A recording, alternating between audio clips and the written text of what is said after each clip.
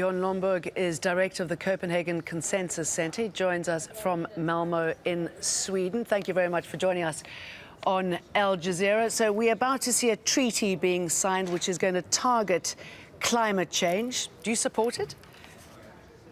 Well, look, climate change is a real problem and we need to fix it, but we also need to not just engage in wishful thinking.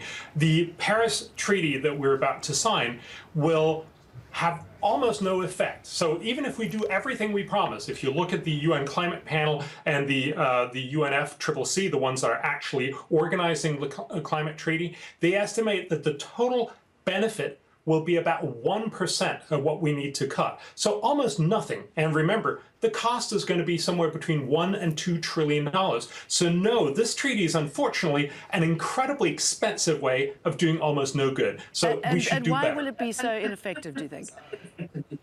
Well, fundamentally because cheap, accessible energy is what really drives poverty reduction. That's probably what this man in Bangladesh and many, many others need to get more access to energy. And that's why, unless we find much cheaper ways of doing that in a green way, we're not going to manage to cut carbon emissions. We're going to see, just like China did, huge increases in CO2, but also lifting lots and lots of people out of poverty. And of course, that's what most people want. So we need to invest a lot more in research and development into green energy, not subsidizing current inefficient technology, but making sure that future green technologies become so cheap everyone will want them. Okay, how do you convince governments to do that?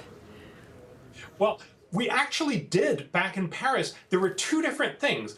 The Bill Gates initiative, which Obama and pretty much all other countries embraced, was to dramatically increase investment in green energy and research and development.